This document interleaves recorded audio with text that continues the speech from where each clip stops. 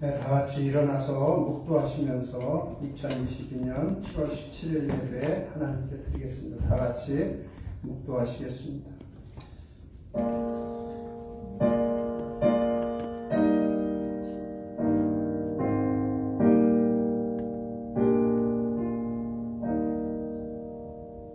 할렐루야. 그 성소에서 하나님을 찬양하며 그 권능의 궁창에서 그를 찬양할지어다. 그의 능하신 행동을 인하여 찬양하며 그의 지극히 광대하심을 쫓아 찬양할지어다. 호흡이 있는 자마다 여호와를 찬양할지어다. 아멘. 아버지 하나님, 오늘도 우리에게 우리를 긍휼히 여겨 주시어서 호흡을 주시고 생명을 주시고 강건함 주시고 또 주님 찾는 마음 주시어서 이렇게 주님 앞에 나와 예배드릴 수 있도록 우리의 몸과 마음을 주관해 주시니 감사를 드립니다. 날씨는 비록 굳을지라도 우리 살아계신 우리 주님 온전히 찬양할 수 있도록 예배할 수 있도록 우리의 몸과 마음을 겸손하게 주관해 주시옵소서. 우리 주님을 오직 우리 주 예수 그리스도의 귀하신 이름만 홀로 영광 받아주시기를 간절히 원하오며 지금도 이 예배를 주관하시고 기뻐 받으시는 우리 주 예수 그리스도의 이름으로 기도드리옵나이다. 아멘. 아멘. 다 자리에 앉으시고 힘차게 함께 찬양하도록 하겠습니다.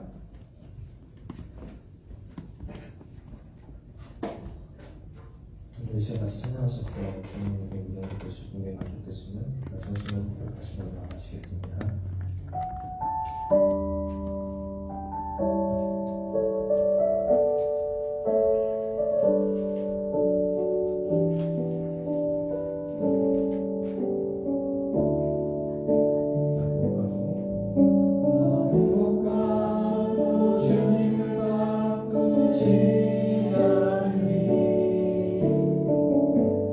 그 어떤 은혜 구하지 않으리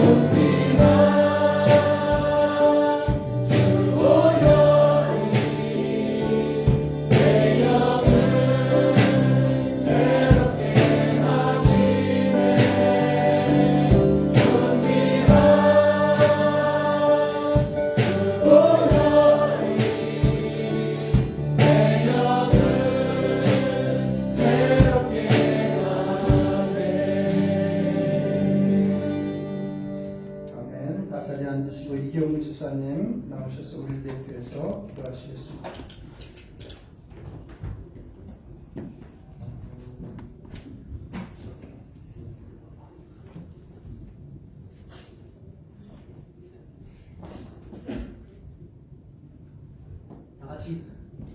다 같이 기도드리시겠습니다. 사랑의 하나님 아버지 감사합니다. 저희가 이렇게 다 같이 예배당에 모여서 이렇게 예배를 드릴 수 있게 해주시면 너무나도 감사합니다. 하나님 아버지 코로나로 인해서 이 예배드림이 얼마나 소중하고 또 귀한 것인지 깨닫게 해주시면 너무나도 감사드립니다. 하나님 아버지 저희가 드리는 이 예배가 그냥 단순히 와서 그냥 출석 체크하고 또 그냥 가는 것이 아니라 하나님 아버지 마음속 깊이 하나님의 말씀을 받고 또 변화받는 삶을 또 그리고 적용할 수 있는 그런 삶을 살 수 있게 하여 주시옵소서. 하나님 아버지 한 주를 살아가면서 너무나도 많은 죄를 지었음을 고백합니다. 하나님 아버지 저희가 하나님을 생각하기보다 하나님의 말씀을 읽고 묵상하고 하나님을 생각하기보다는 세상의 것을 더 생각하고 세상의 것을 더 좋아했음을 고백합니다. 하나님 아버지 저희가 하나님 더 많은 시간 주님 앞에 할애하기 원합니다. 하나님 저희가 동행하여 주시옵시고 하나님 아버지 저희가 늘 주님을 바라보고 또 따라가고 또 순종하는 그런 삶을 살 수 있게 하여 주시옵소서. 하나님 아버지 이 세상이 너무나도 어지럽습니다. 하나님 아버지 몇십 년 전만 해도 존재하지 않았던 문제들이 하나님 아버지 이 세상에 나타나기 시작했고 인성의 문제라든지 너무나도 많은 문제가 하나님 아버지 저희 앞에 나와 있습니다. 하나님 아버지 또 그런 문제 때문에 저희 크리스천들이 목소리를 낼 수 없고 또 핍박받기 시작하였습니다.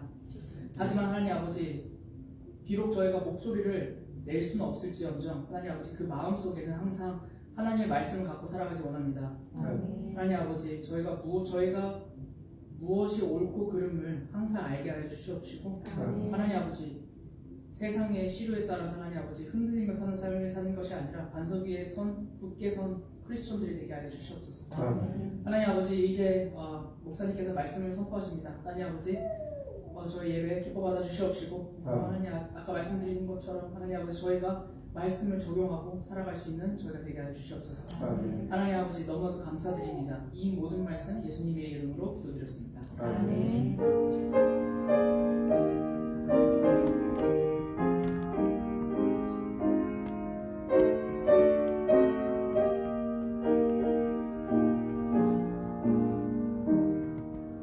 앞뒤 옆에 계신 분들 반갑습니다. 주원의 사랑입니다. 안전선 나누시고 반갑습니다. 주원의 사랑입니다.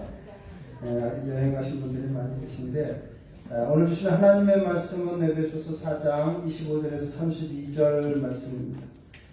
Today's scripture is the book of Ephesians chapter 4 verse 25 through 32. 에베소서 chapter 4 25절에서 32절 말씀입니다. 자, 찾으신 줄 알고 제가 봉독해 드리겠습니다. 그런즉 거짓을 버리고 각각 그 이웃과 더불어 참된 것을 말하라. 이는 우리가 서로 지체가 됨이라. 분을 내어도 죄를 짓지 말며 해가 지도록 분을 품지 말고 마귀에게 틈을 주지 말라. 도둑질하는 자는 다시 도둑질하지 말고 돌이켜 가난한 자에게 구제할 수 있도록 자기 손으로 수고하여 선한 일을 하라.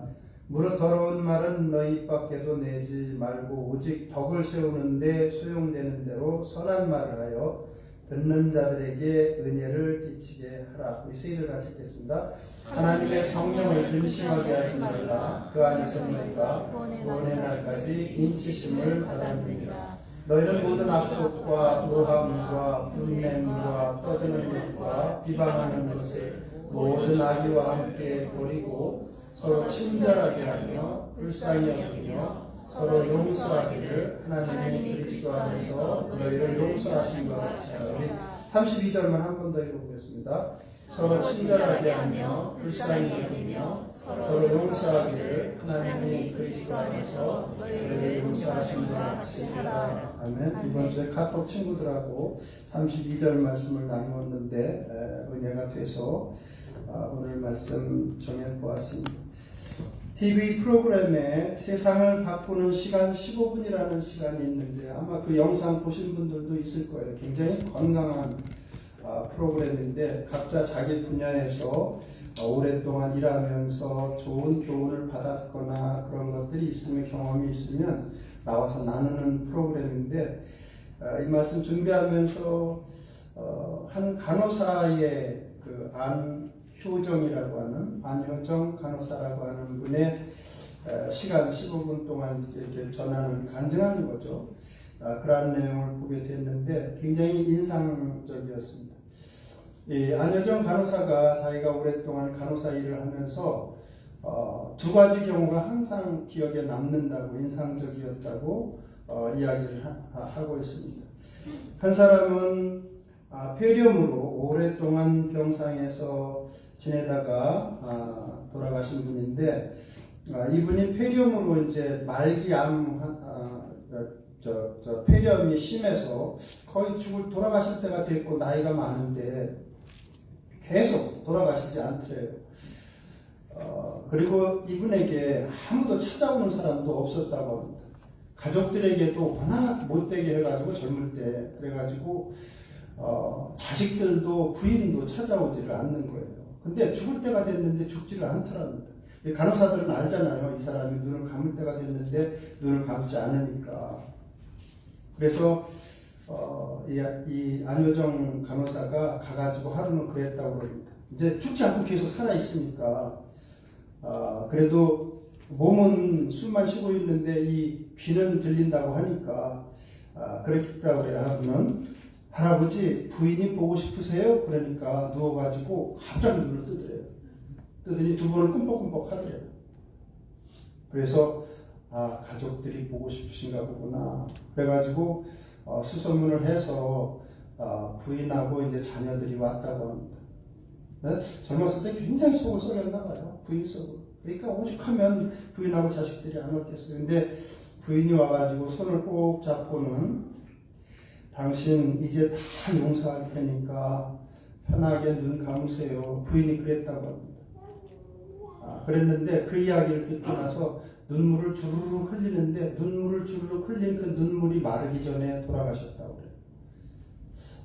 그 간호사에 따르면 사람은 뭔가 꼭 보고 싶은 사람이 있거나 그러면 그 사람 만날 때까지 잘 안 죽는 것 같다고 그런 이야기를 하면서, 또 한 사람이 기억에 남는데 그분도 그렇게 대인관계가 원만하지는 못했던 사람 같습니다.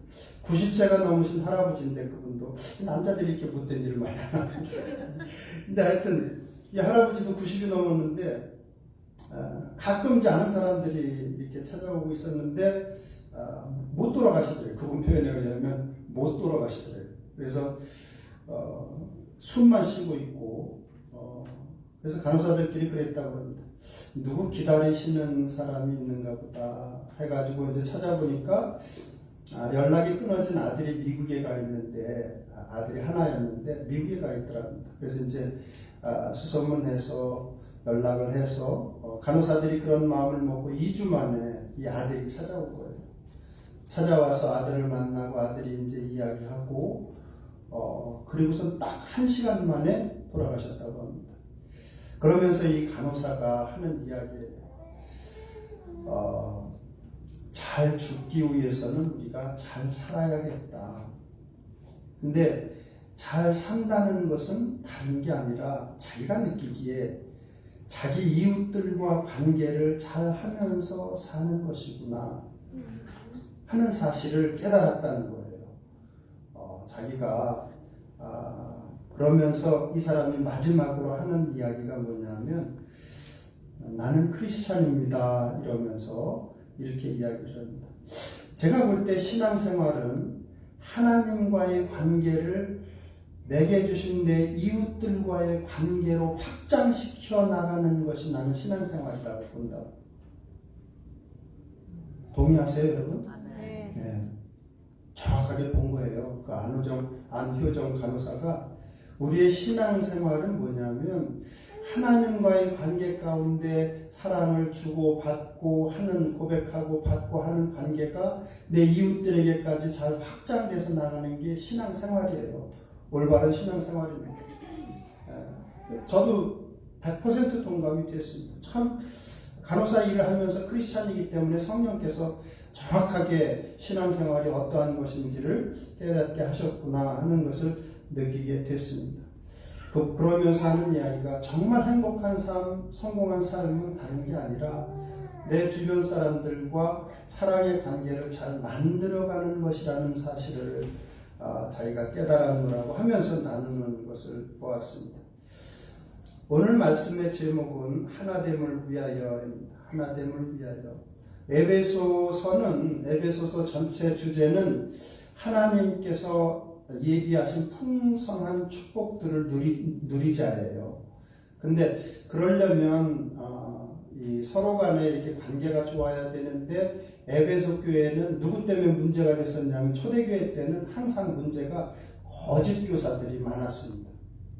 그러니까 거짓 사도들도 많았고 내가 예수님을 만났다고 하면서 이렇게 하는 사도들이 많았어요. 거짓 사도들이. 그래서 그게 문제가 돼서 저 사람이 진짜인가 가짜인가 서로 그러다가 서로 간에 사랑이 식어진 거예요. 그게 문제였습니다. 근데 하나님께서는 너희들 하나 되라고 에베소서 4장 3절에도 그래서 평안에 매는 줄로 성령이 하나 되게 하시는 것을 힘써 지키라고 Make every effort to keep the unity라고 영어 성경에는 써 있습니다. 하나 된다는 게 쉽지는 않죠. 쉽지는 않지만 그래도 서로 참고 인내하고 해가면서 이렇게 하나 되는 것이 아름다운 거거든요. 근데 그게 정말 중요하기 때문에 예수님도 요한복음 17장에 보면 땀이 피가 되도록 기도하신 주 내용이 뭐냐면 예수님께서 그렇게 기도하시잖아요. 우리와 같이 그들도 하나가 되게 하옵소서 하시면서 자기 제자들이 하나가 돼서 살기를 주 내용이 가장 큰 내용이 그 기도예요. 왜? 그만큼 우리는 서로 찢어지기가 쉽기 때문에 헤어지기가 쉽기 때문에 그렇게 말씀하시고 또 에베소서 이 4장 초반부에는 4절에서 6절 보면 너희들 7가지가 하나가 아니냐 그러니까 하나 되었으니까 하나로 살아야 된다고 첫째는 그리스도 안에서 우리가 한 몸이 되었다. 저와 여러분들은 한 몸이라는 거예요. 네, 그러니까 누가 이렇게 떨어져 나가면 고통을 느끼잖아요. 손가락이 하나 떨어져 나가면 고통을 느끼듯이 그런 고통이 있다는 거예요. 저와 여러분들 사이에는. 한 몸이다. 떨어질 수가 없다. 그거예요. 헤어질 수가 없다는 것입니다. 또 한 성령을 받았다고 또 말씀은 기록하고 있습니다. 한 영을 가지고 있어요. 저와 여러분들. 성령을 같은 영을 소유하고 있습니다. 하나님의 영이고 그리스도의 영입니다. 그러니까 같은 영이 다른 이야기를 할 수가 없는 거죠. 또 소망이 같다. 부르신 소망이 같다는 거예요. 저와 여러분들은 부르심의 소망이 같습니다. 같은 소망을 가지고 있습니다. 그래서 어떻게 해요? 우리가 저와 여러분들은 천국에서 영원히 같이 살 소망을 가지고 있어요. 그렇지 않아요, 여러분? 그래서 어떤 때는 조심스러운 거예요. 그래서 저도 이제 이렇게 살아가면서 저 사람이랑은 내가 평생 영원히 주님 안에서 같이 살아갈 사람인데 이 땅에 있을 때도 좋은 추억을 만들어야지. 그런단 말이에요. 그러면서 내 행동이나 말이나 항상 조심하게 되고 그런단 말이에요. 그리고 이왕이면 하나라도 더 사랑을 나누고자 하게 된단 말이에요. 그런 한 소망을 가지고 있다고도 말씀해 주시고 있습니다. 또 7가지 중에 네 번째는 교회의 머리가 한 분이시다는 거예요. 저와 여러분들을 묶어주신 이 교회의 머리는 예수 그리스도 한 분이시다. 한 분 안에 있지 않느냐. 쉽게 표현하면 우리의 참 부모는 한 분이시다. 예수님 안에서 저와 여러분들은 한 가족이라는 뜻이죠. 천국 가족이에요. 저와 여러분들은 그냥 한 가족입니다. 또 믿음도 하나라고 말씀해 주시고 있습니다. 저와 여러분이 가지고 추구하는 목표는 하나죠. 가치관도 하나고 가지고 있는 생각도 하나입니다. 한 침례를 받았다고 되어 있습니다. 이 말씀은 무슨 뜻이냐면 예수 그리스도의 피로 우리는 침례를 받은 사람들이다는 뜻입니다. 저와 여러분들은 그렇게 침례를 한 세례나 침례를 받았습니다.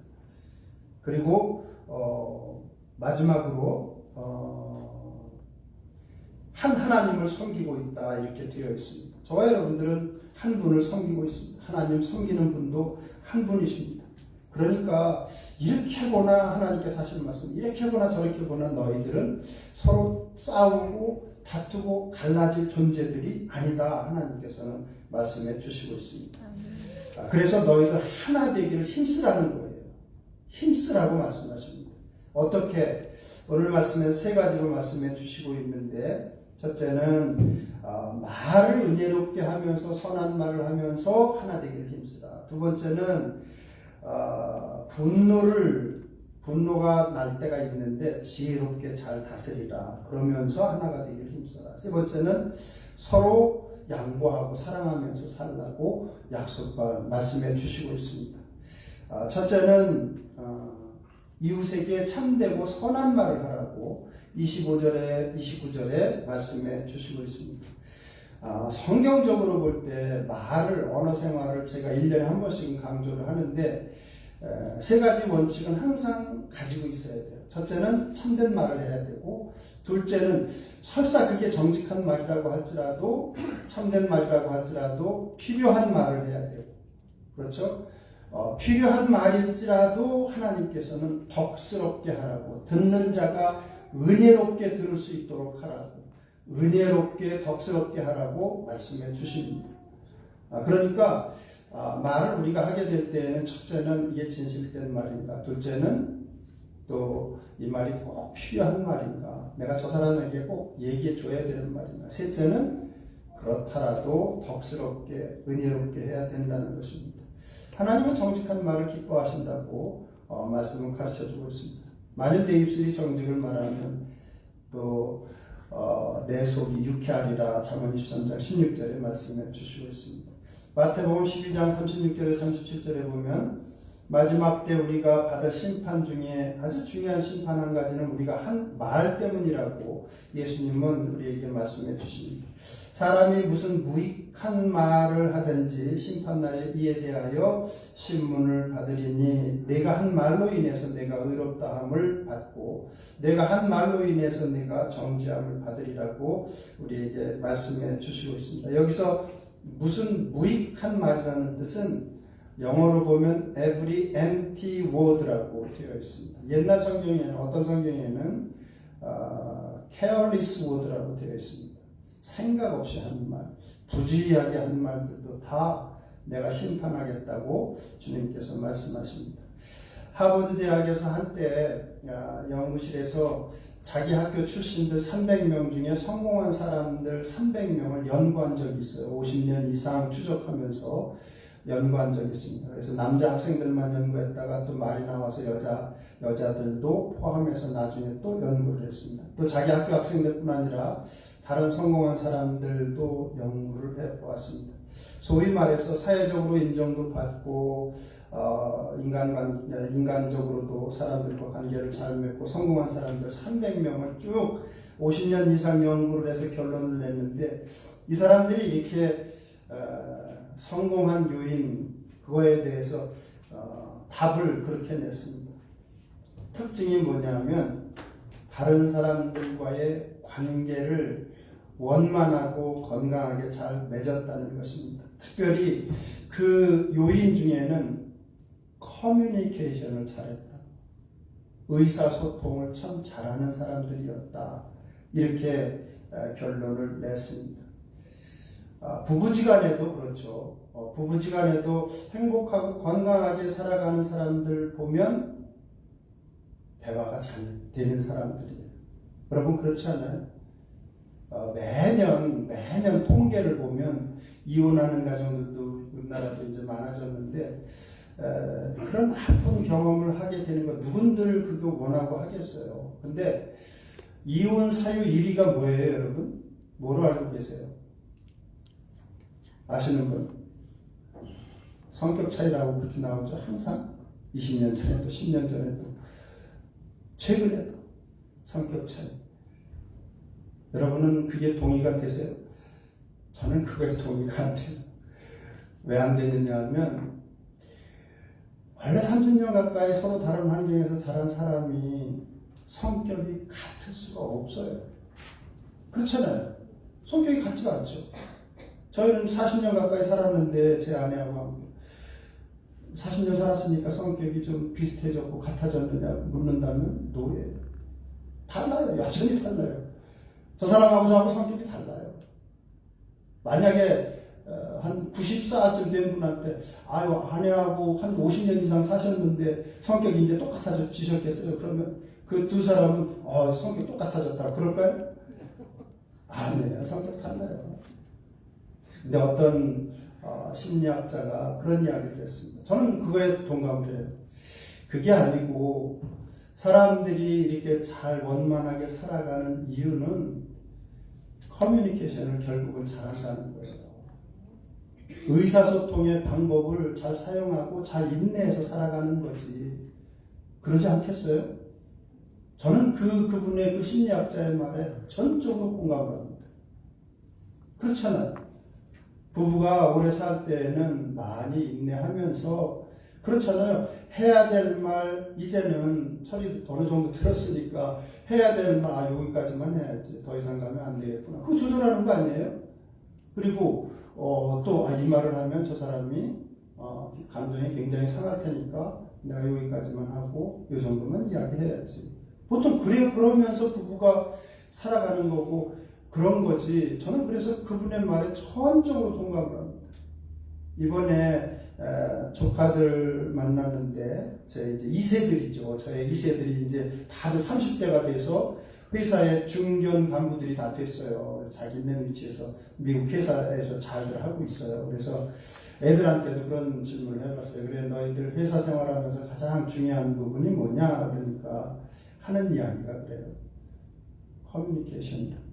사람들과의 관계를 잘 만들어가는 건데 거기에서 제일 중요한 요소는 커뮤니케이션이라는 거예요. MU가 제일 유명한 게 이 커뮤니케이션 아니에요? 학과 아니에요?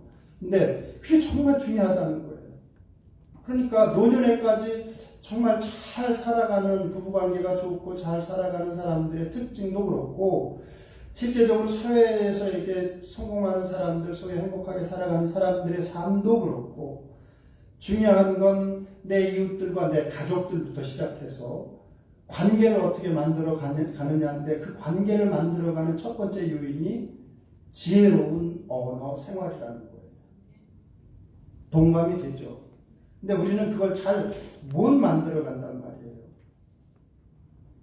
그래서 이번에 이 말씀 준비하면서 한 고려대학교 심리학과 교수인 한성열 교수라는 분이 한 영상이 참 저도 많이 동감이 돼서 여러분에게 소개해드리면 이렇습니다. 그분이 그런 이야기를 해요. 의사소통을 잘하는 것이 다른 사람들과의 친밀한 관계를 만들어가는데 가장 중요한 요소인데 근데 그분의 주장은 그거예요. 우리가 하는 말의 내용 중에 크게 보면 자기가 볼 때는 두 가지라는 거예요.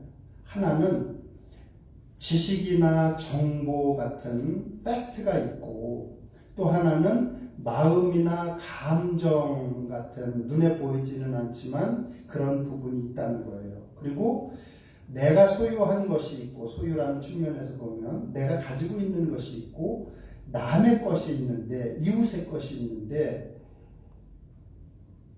지식이나 정보나 어떠한 것들을 내가 가지고 있는 것을 이야기를 많이 하게 되면 사람들로부터 사랑을 받지 못한다는 거예요. 반면에 상대방의 마음이나 감정이나 이러한 것들을 배려하고 그러한 것들을 인정해주고 위로해주고 그런 것들을 상대방 것을 그런 마음과 감정을 나누게 되면 관계는 좋아질 수밖에 없다는 거예요. 저도 그게 도전이 되더라고요. 그거 전적으로 동감도 되고 도전도 됐습니다. 그래서 부인들이 가장 남편이 이런 말 할 때 행복하다고 하는 게 무슨 말이에요? 당신 요즘에 힘들지? 딱 그런 거 아니에요? 상대방을 배려해서 그 사람의 그 힘든 상황을 내 마음과 감정을 좋은 감정을 표현해 준 거 아니에요. 친구들 사이에도 마찬가지죠. 너 직장 생활하느라고 요즘에 참 힘들지? 그러면 관계가 안 좋아질 수가 없어요. 왜? 당신 요즘에 힘들지? 딱 그런 거 아니에요? 상대방을 배려해서 그 사람의 그 힘든 상황을 내 마음과 감정을 좋은 감정을 표현해 준 거 아니에요. 친구들 사이에도 마찬가지죠. 너 직장 생활하느라고 요즘에 참 힘들지? 그러면 관계가 안 좋아질 수가 없어요. 그거는. 근데 우리는 내가 알고 있는 것, 내가 가지고 있는 것을 남에게 자꾸 이야기하려고 애를 씁니다. 아무리 좋은 말도요. 저도 설교를 준비하고 하지만 제가 설교 2시간 해봐요, 여러분. 그 얼마나 지루하겠어요. 저 만나면 그냥 피하고 싶고 막 그러겠죠. 그런 거예요. 그러니까 그분 얘기가, 그분도 이제 크리스찬으로 여겨지는데 성경을 여기저기 인용하는 걸로 봐서 그래서 우리가, 저도 그렇지, 동감도 되면서 정말 그렇지, 그러면서 관계를 만들어 가면, 그러면 좋은 관계를 만들게 되고, 그러면 끝까지, 죽을 때까지 행복하게 살아가죠. 그럴 수밖에 없는 게 주변에 끊임없이 대화의 대상들이 있으니까. 그렇잖아요. 저는 여기 이제 우리는 뭐 살 만큼 거의 살았지만 젊은 분들도 많이 있는데, 근데 이런 식으로 자꾸 대화를 이렇게 훈련시켜 나갔어요. 우리는 어차피 ING예요. 컨스트럭팅 하고 있어요. 지어져 가고 있는데, 나이가 들었어도 마찬가지로 저도 지금 배우고 있고 시도하고 있고 훈련되어 가고 있고 이런데, 그렇게 해나가는 거예요. 이왕이면 부부지간에도 당신 요즘에 좀 힘들지, 아니면 이런 일로 마음 상했지, 뭐 이런 표현들이 관계를 더 건강하고 밝게 만들어가고 행복하게 만들어 간다는 것입니다. 그래서 그렇게 살다 보면 친구들도 거기 저기 하면 이제 나중에 우리 같이 살자, 뭐 같이 모여서 살자, 이런 얘기 들으면 행복하지 않아요? 나중에라도 여러분 이제 나이 들어서 은퇴하고 그럴 때 우리 같이 살자, 더불어 살자, 이쪽으로 와라, 그러면 행복하죠. 부부지간에도 당신하고 끝까지 같이 가고 싶어요. 그러면 얼마나 행복해요. 근데 이 안효정 간호사가 느꼈던 그런 사람들처럼 그렇게 평상시에 그냥 자기 이야기만 하고 그냥 그렇게 강요하고 막 그러다가 사람들로부터 배척당하고 심지어 자기 가족들에게도 배척당하게 되면 인생이 참 그렇죠. 그러니까 말에 있어서는 하나님께서 그렇게 말씀하십니다. 선한 말은 꿀송이 같아서 마음에 달고 뼈에 양약이 된다고 말씀하십니다. 근데 말에 실수가 없는 사람은 없어요. 저나 여러분들이나 항상 실수를 하죠. 죽고 사는 것이 혀의 힘에 달렸다고 되어 있습니다. 혀를 쓰기 좋아하는 자는 혀의 열매를 먹으리라. 이 말씀 들으면 처음에 느끼는 감정은 조심해야지, 이런 감정이 들지만 뒤집어서 생각하면 대신 혀를 잘 훈련해서 사용하면 하나님께도 기쁨이 되고 좋은 친구들도 많이 얻게 된다는 거예요. 그러니까 그 말씀을 우리가 잘 기억하고 활용해야죠. 첫째는 그렇게 하려면, 그렇게 선한 말을 하기 위해서는 우리의 마음속에, 마음에 있는 게 어차피 입으로 나온다고 하나님께서 말씀하시니까, 첫째는 하나님의 말씀과 함께 십자가의 은혜로 채워야 됩니다. 하나님의 말씀도 자주 채워. 그래서 우리가 성경 입독도 하잖아요. 근데 하나님의 말씀은 가만히 보니까 사단도 많이 알고 있어요. 그 말씀만 채울 게 아니라 십자가의 은혜로 가득 채워야죠. 그래서 말이 나갈 때는 은혜롭게 나갈 수 있도록, 하나님의 말씀이라고 할지라도 선한 것들로 채워서 나갈 수 있도록 하나님의 말씀을 십자가의 은혜로 채워야 되고, 두 번째는 기도해야 되죠. 그렇더라도 입은, 야고보 사도는 뭐라고 그래요?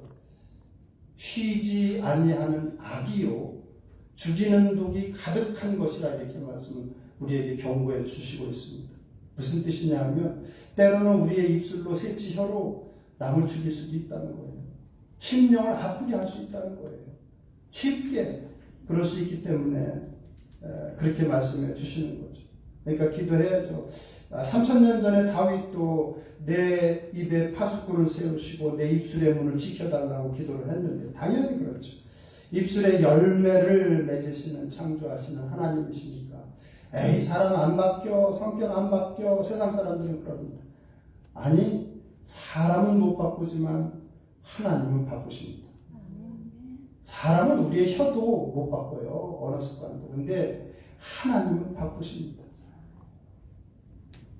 그래서 말을 막 거칠게 하던 사람들이요, 하나님 앞에 기도하고 하는 가운데 점점 부드럽게 바뀌어져 갈 수밖에 없습니다.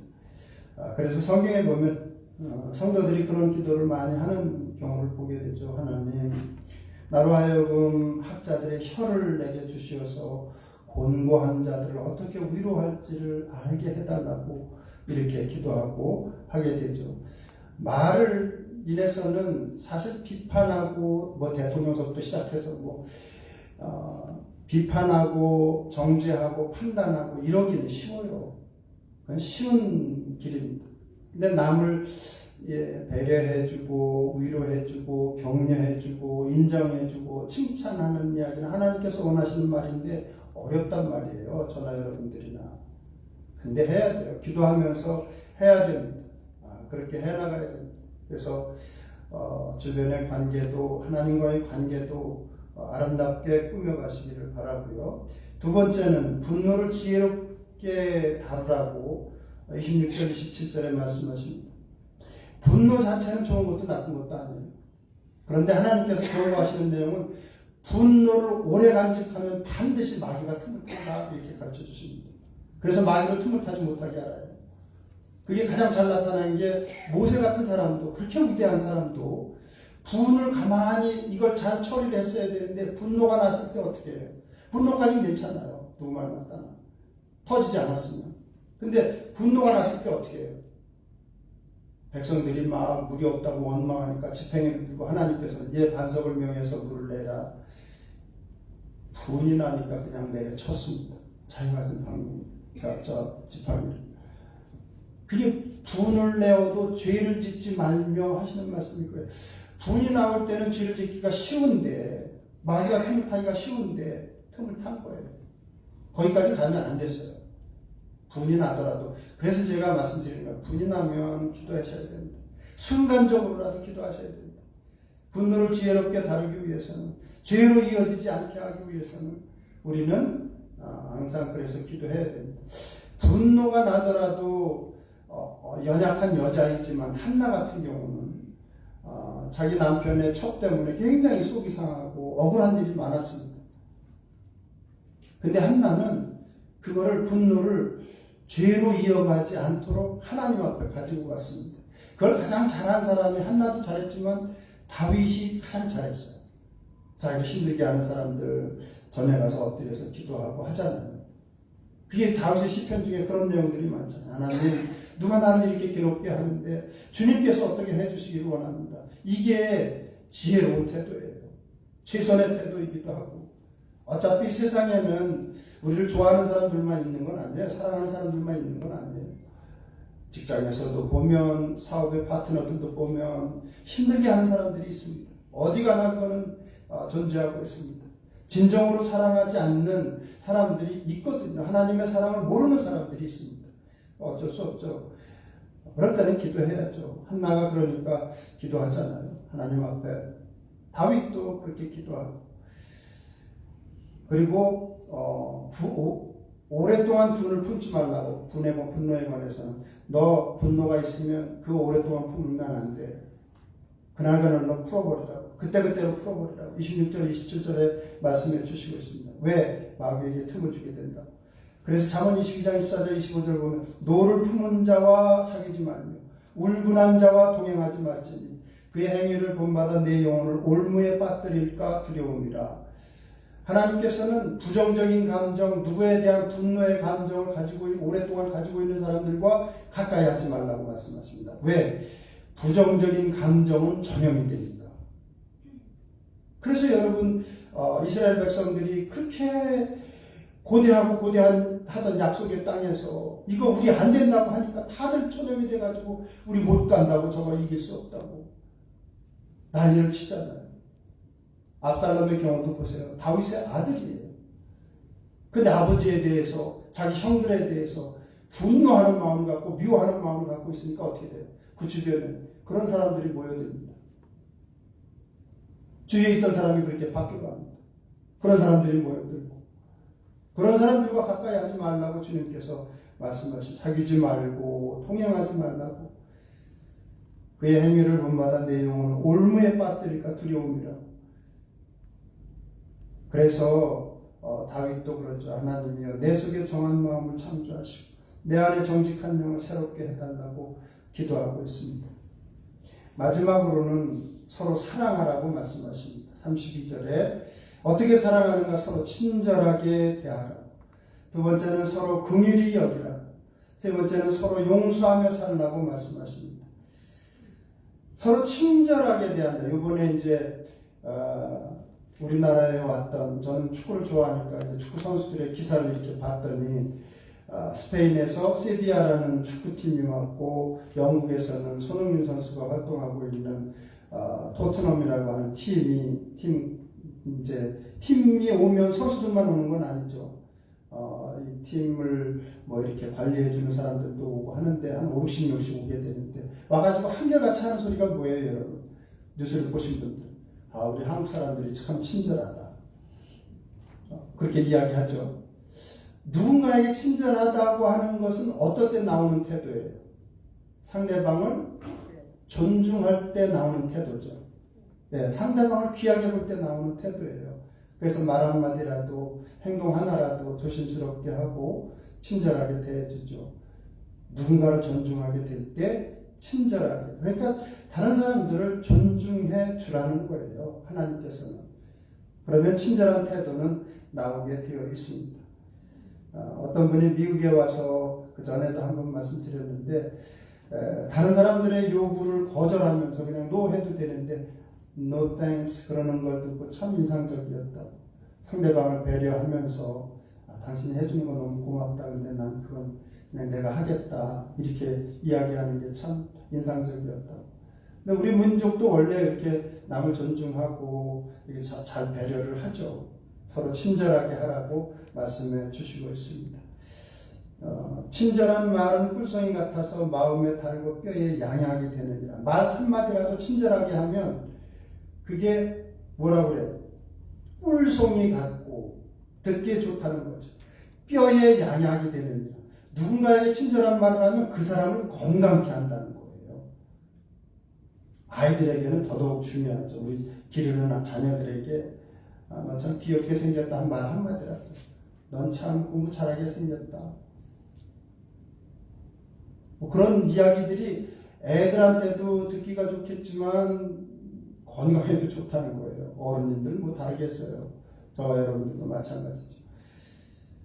그리고 잠언 11절 16절 친절한 마음을 가진 여인은 존귀와 영광을 얻느니라. 하나님께서 그렇게 말씀하십니다.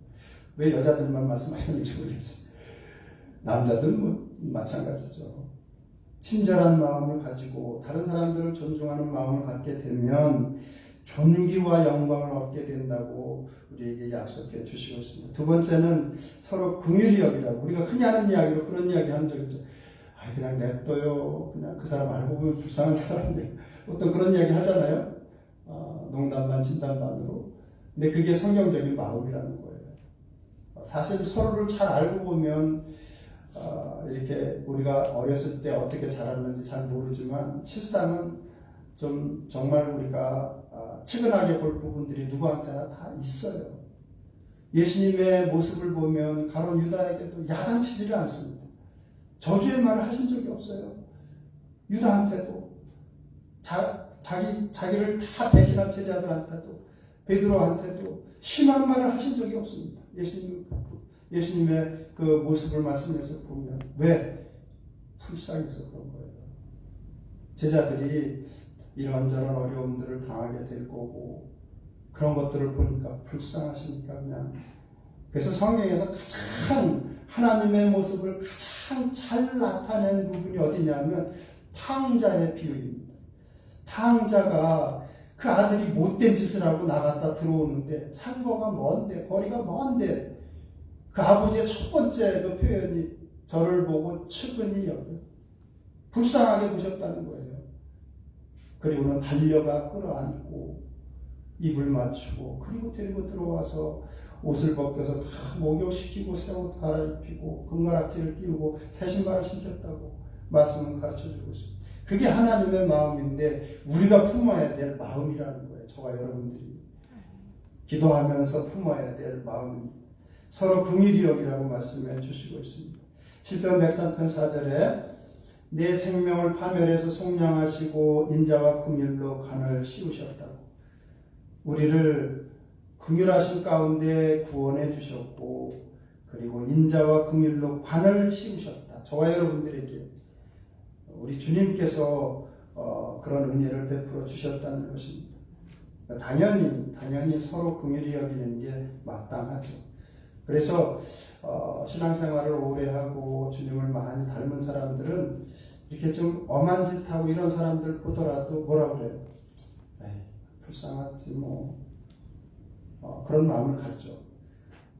마지막으로는 서로 용서하며 사랑하라. 용서는 제가 칼럼에다도 썼지만 사실 우리한테는 하나님을 십자가에 못 박은 죄악은 다 가지고 있습니다. 저와 여러분들.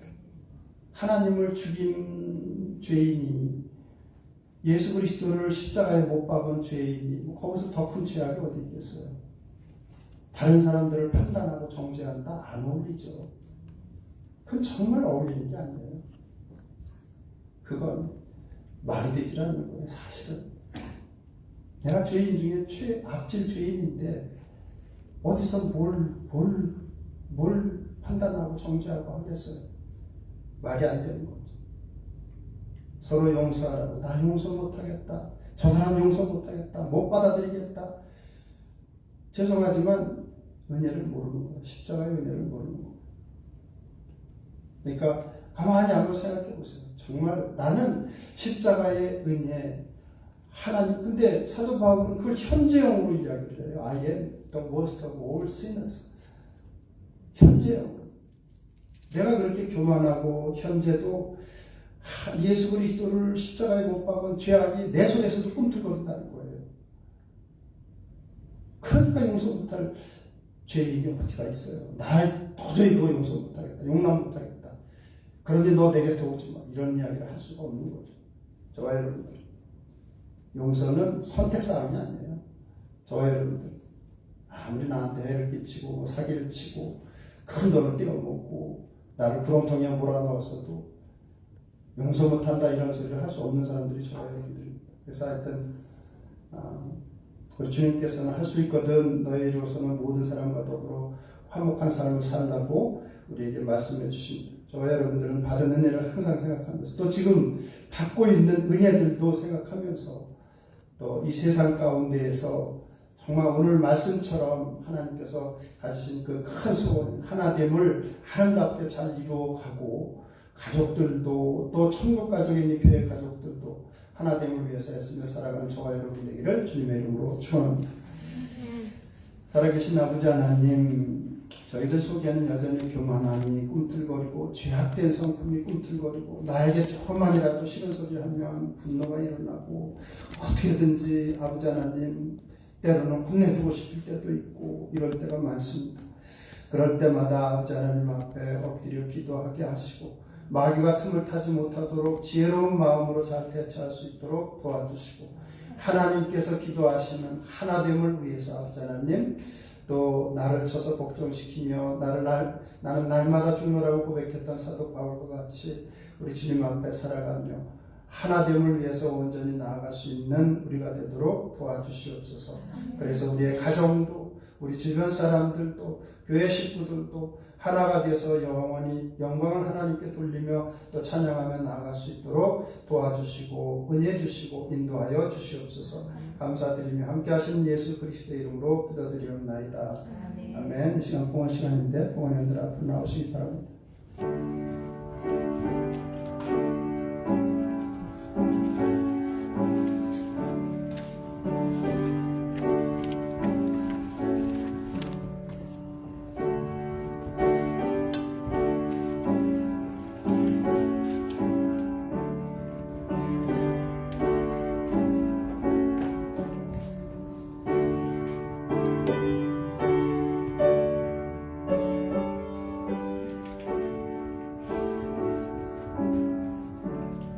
다 같이 일어나서 우장을 하나님께 영광을 드리겠습니다. 이 천지간 만물들아 복 주시는 주 여호와 전능성부 성난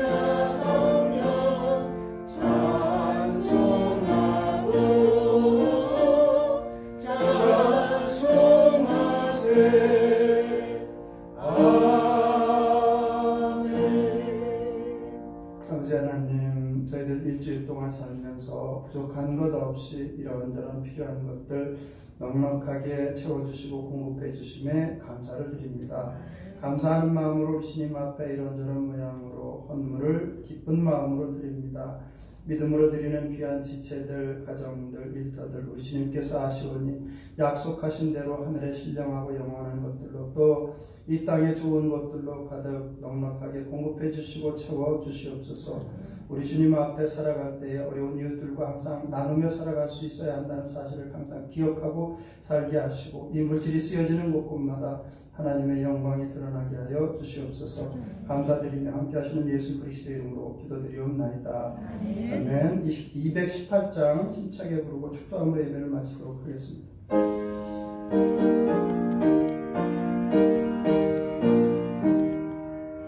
내 맘과 정성을 다하여서 주 너의 하나님을 사랑하라. 내 몸을 아끼고 사랑하듯 형제와 이웃을 사랑하라. 주께서 우리에게 명하시니 그 명령 따라서 살아가리. 널 미워해치는 원수라도 언제나 너그럽게 사랑하라. 널 핍박하는 자 위에서도 신실한 마음으로 복을 빌라. 주께서 우리에게 명하시니 그 명령 따라서 살아가리. 나 항상 주님을 멀리하고 형제를 사랑하지 못하였다. 이러한 죄인을 사랑하사 주께서 목마르 죽으셨다. 속죄의 큰 사랑 아들이모 내 생명 다 바쳐 충성하리. 아멘. 기도하시겠습니다. 지금은 우리 주 예수 그리스도의 은혜와 하나님 아버지의 극진하신 사랑하심과 성령님의 감화 감동하시며 충만하신 은총이 이 예배를 드리는 모든 지체들과 그 가정과 일터 위에 이제부터 영원토록 함께 하시기를 우리 주 예수 그리스도의 이름으로 축원하옵나이다.